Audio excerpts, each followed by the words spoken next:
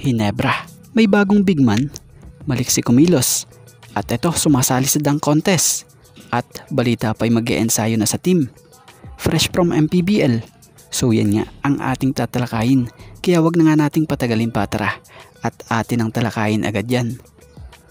So ngayong usap-usapay ang Hinebra daw ay talagang kulang ngayon sa big man. At mas lalong pinag-uusapan ang kakulangan nito nung i-drop nga po kamakailan lang ng Hinebra sa nakalipas na PBA rookie drop ay isang gwardiya sa katauhan ni RJ Abarientos.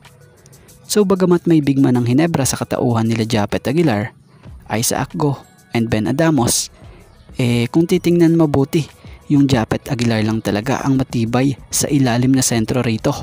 Dahil si Go, possible stretch forward ang maging tayo nito, maging itong si Ben Adamos. So ngayong mukhang magkakaroon ng another big man ng Hinebra, pero parang magsisimula to as practice player muna. So ito'y fresh from MPBL, si Chris Lalata, na nooy naglaro na rin on sa PBA sa team ng Phoenix Fuel Masters.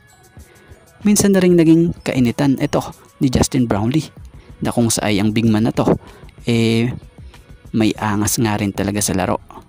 Masipag na defender to at kahit payat, mahaba naman at malakas, di basta-basta patitinag. Batay nga sa nabasa nating ulat rito, bagamat ngayon walang nangyayaring negosasyon dahil ang Hinebrang araw ay nasa out of the country pa dulot ng nangyaring tune-up game, pero inaasahang magwo-workout raw ito sa Hinebra. So bali-balita kailangan raw ng Hinebra ng third stinger big man or practice big man, at kabilang nga raw sa kinukonsidera na masasabi ng nasabing insider ay itong unrestricted free agent na si Chris Lalata. So mukhang ito yung tsansa ni Lalata na mag-revive or ma-revive yung kanyang pro career matapos siyang bitawan ng Phoenix at maglaro na lang sa MPBL. At ngayon, chance niya ito.